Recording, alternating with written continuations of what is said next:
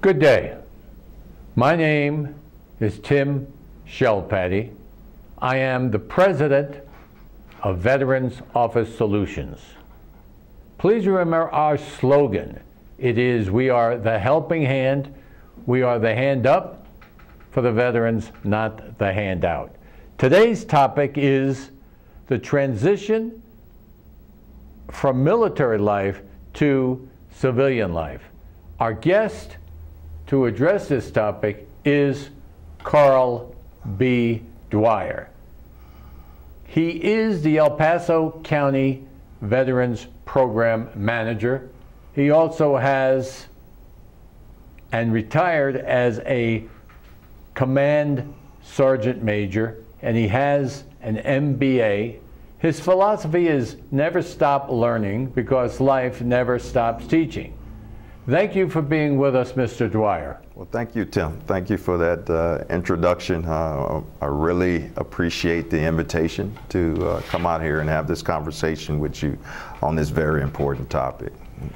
And Mr. Dwyer, can you explain to our viewership why it's so difficult for soldiers to transition from military life to civilian life?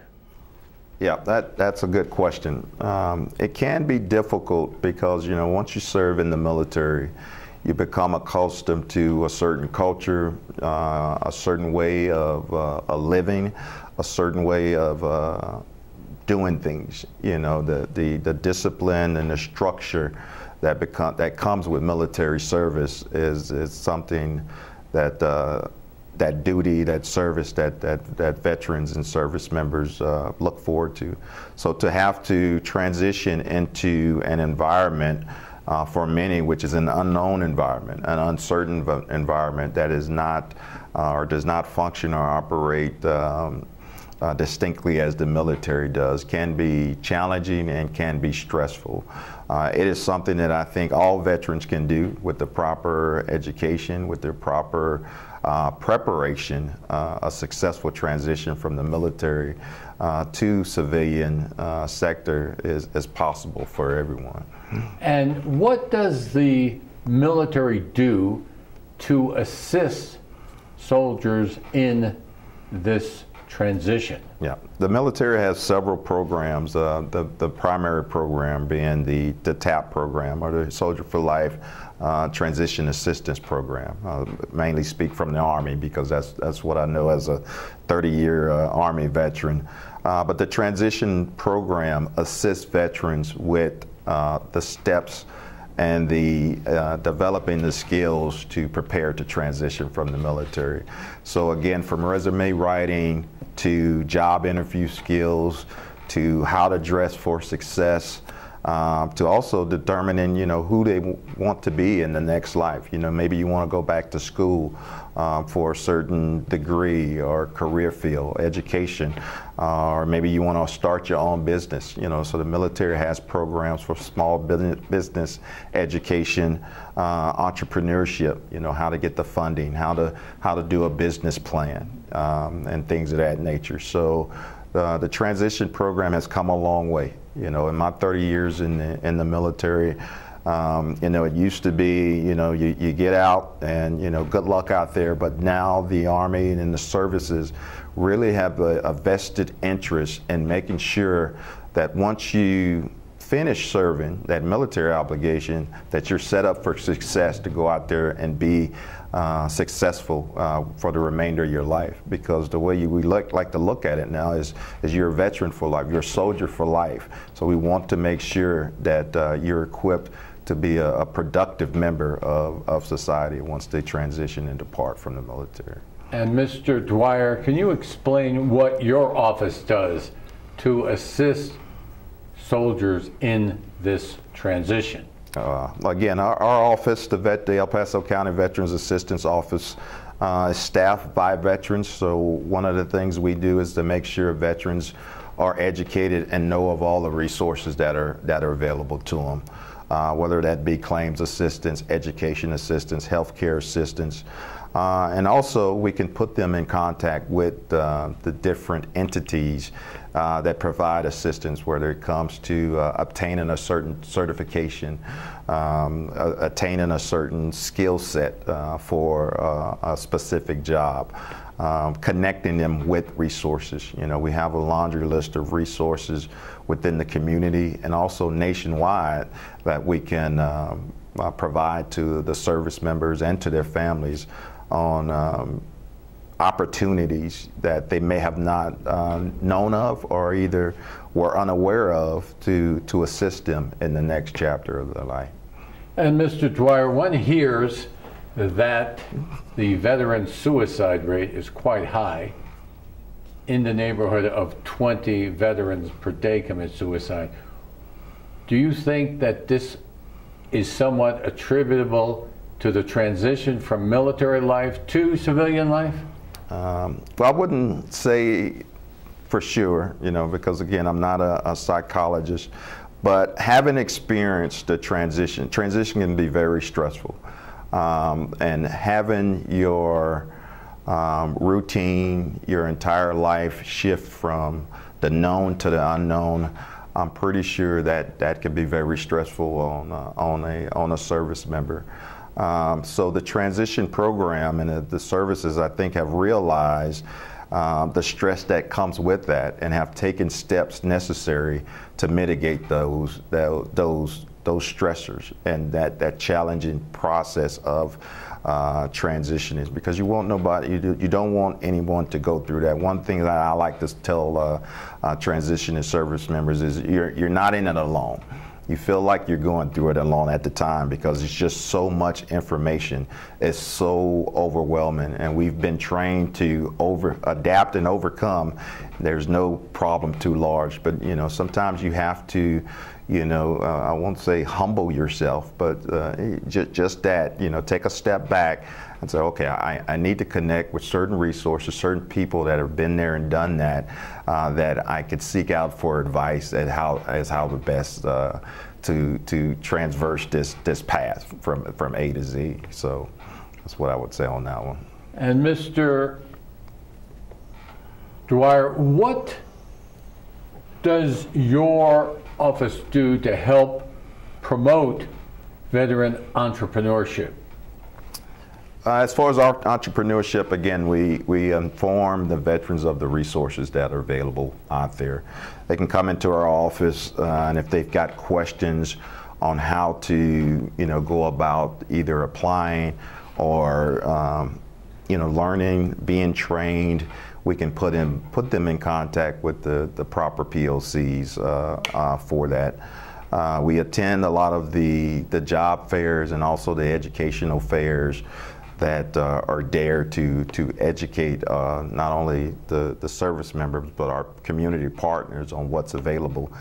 So we know about those resources, and we can assist veterans seek those out and actually start to navigate that process, because it can be you know, quite extensive and overwhelming. So we're there for that. When you say resources, could you give us some examples of the resources which you have at your disposal?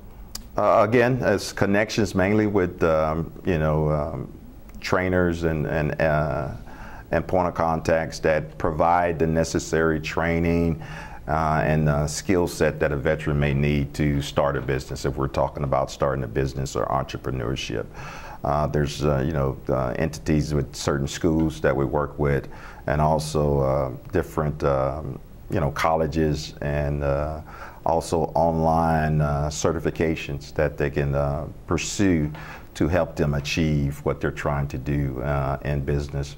Also, some of the partnerships that happens, the military service now has what's called CSP programs, career skills programs, and I would really recommend any transitioning soldier to research, and early on, probably 2 years out from their transitions, to take a look at that career skills program, because what they can do is actually, within their last few months within the military, 4 to 6 months, they can actually be partnered with businesses, with corporations, with organizations to kind of shadow or work as a fellow, as we like to call it, so that they can gain those career skills within the civilian sector. For example, right now with the County of El Paso, we have 4 fellows from the Hiring Our Heroes programs that are working with the county. So we've got one that's working in the facilities fleet management department, one that works in our project management, one that wants to be a human resources professional, so he's working in the HR department, and one within the facilities. So the soldier gets that experience of being out of uniform and engaging with the civilian sectors, the terminology, the different structure and the culture of how things work. So I would advise anybody transitioning to really take a look at things such as the Career Skills Program, because it's there at their disposal to help them with that transitions to lower the stress. But the biggest thing is time. You know, time is, you know, it takes time to prepare and the time to use the program. So I would advise them to start early. Most soldiers that I've seen, they start thinking about transition too late. You know, and in my mind, you know, 12 months or 6 months out is too late. You know, you really should start thinking about transition out of the military years out. You know, I have a son who's a staff sergeant in the military right now, and we talk about transition all the time. He's like, Dad, I am nowhere thinking about transition, but one day you will have to take the uniform off. So to be prepared for that day, I want him to be as prepared as possible for when that day comes, that he takes the uniform off and he becomes a productive member of society. And Mr. Dwyer, you made reference to certification. What types of certification are you talking about? Well, there's numerous different certifications that transition and service members could pursue. You know, business, human resources, IT, there are you name it, a soldier probably could, or a service member could pursue that certification. So what I'd ask him to do, the first thing they need to decide is, okay, what do they want to do in the next chapter of their life? Define those goals, determine where they want to be. You know, where do you want to live and what do you want to do in the next life? And then look, do a career skills inventory. What am I lacking within my toolkit? What don't I have to be successful in that next chapter? They can reach out to people that are already performing in those jobs and in those fields to say, okay, take a look at my resume, or take a look at my skill set, my inventory, and what would you recommend that I pursue before I transition out of the military, or as I transition out of the military, so that I'm successful. But the list of certifications and the technical programs are just numerous. You know, from heating and air conditioning to electrician to accounting, IT, I mean, you name it, whatever a person wants to do in the next chapter, they more than likely can get a certification or training and that experience in that field. And how do you help veterans with traumatic brain injuries? Well, our office doesn't provide any medical treatment or services. But what we can do, once again, is we're there to take them in, to advise them, and to get them to the necessary treatment or assistance that they may need. Now, in that area, it's more than likely going to be with you know, the Veterans Affairs Clinic here in El Paso County. We would make sure that they're, one, registered and seeking the assistance. But we are there as their advocate, you know, to make sure that all documentation has been done. Maybe the veteran has or has not submitted a claim for that particular issue. So our office is there to assist with that and to, again, connect them with as many resources that exist out there as possible to help them to deal with that, with their situation. Thank you for that excellent explanation, Mr. Dwyer. We will now take a momentary commercial break. Please stay tuned. Thank you.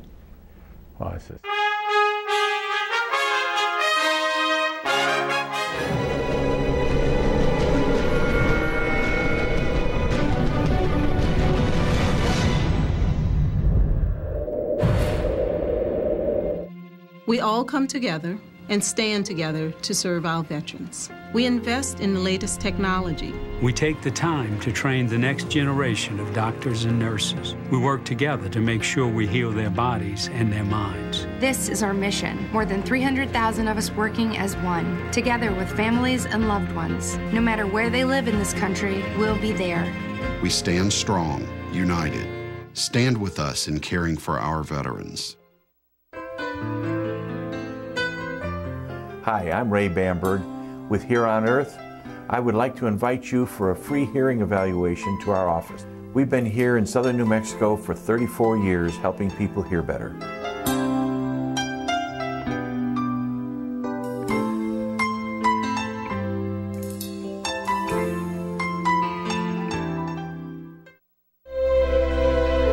They've stormed beaches and freed countries.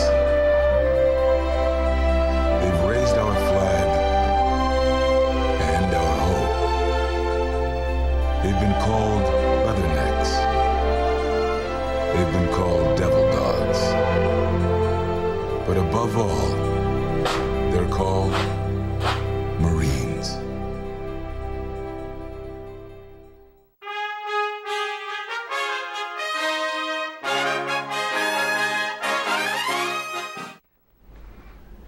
Thank you for staying with us. Again, today's topic is transition from military life to civilian life. Our guest is Carl B. Dwyer.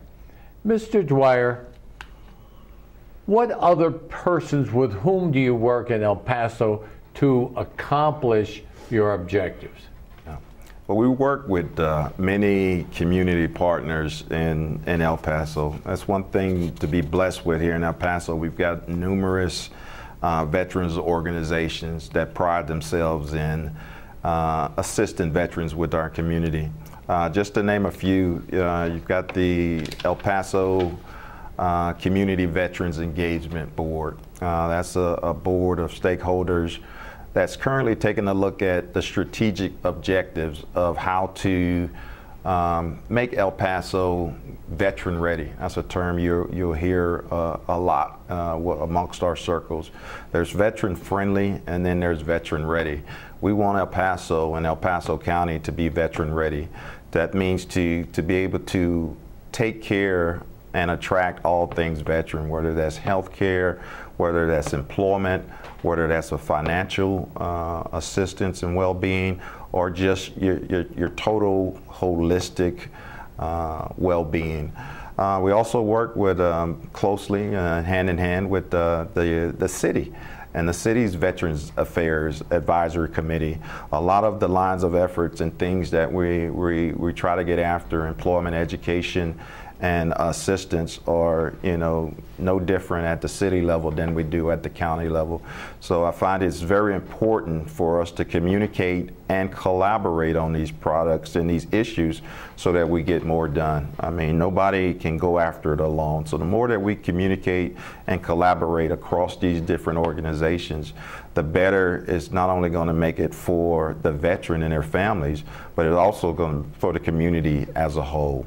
Another agency that we have, or a board that we have at the county level, is the Veteran Advisory Board. The county judge has appointed a representative, and each county commissioner has appointed a appointee to represent their precinct. And they're the advocates and spokespersons on behalf of the veterans to the county court. And a lot of the issues that come up from veterans are handled and discussed at that Veterans Advisory Board. The biggest project that we're working on right now to assist in highlighting veterans and everything that veterans do here in the community is the Veteran of the Year. Last year we had the inaugural Veteran of the Year selection. And this is going to be an annual event. And every November, the county is going to announce the Veteran of the Year for the county. So we're proud to announce that last month, we finally finalized the nomination and application process. And on 1 July, individuals are going to be able to submit those deserving veterans and the works that they've done and the contributions that they've done here within El Paso County to be recognized by the county in November. So that nomination period will run from July through August. We'll have about 90 days that you can get an application in, and then the board is going to take all of those nomination packets and they're going to evaluate them and rack them and stack them in, and then the Veteran of the Year will rise to the top, and that person will be recognized at the county courthouse sometime in November, just prior to Veterans Day. So that's one of the things. We're also working with the VA and with the Stephen A. Cohen Clinic at Endeavors and the city and the VFW for what we're calling is the Hidden Heroes program. This program is more so targeted towards the veteran caregivers. Once a veteran transitions out of the military, sometimes the spouse or the person that lives with them to assist them with their medical care, their health care, can sometimes be overlooked. So we just signed a resolution last month with the Elizabeth Dole Foundation, and we are now, El Paso County is now one of the counties that has been designated as a Hidden Heroes partner.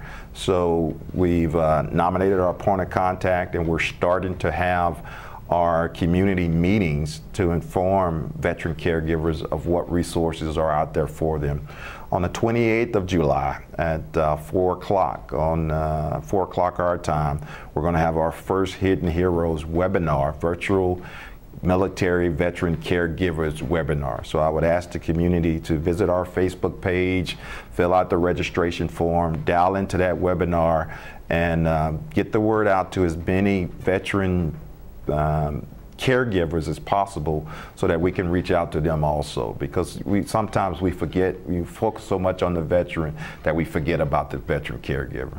And when you made reference to being veteran ready, does that include trying to keep more veterans in El Paso? Yes, sir, and most definitely. There's a lot of decisions that a veteran or transitioning service member has to make when it comes to staying in a certain area. Employment, the financial well-being of their family, the quality of life. So when we say veteran ready here in El Paso, we want to put deeds and action behind words to show that we're not only talking about being veteran ready, we're actually doing things to become that community where we want veterans to stay. And that's a heavy lift. That takes works. It takes community partners coming together. It takes listening to veterans. Like the Veteran Needs Assessment did. Why are they leaving? Is it a lack of jobs? Is it a lack of off-duty or personal entertainment and attractions?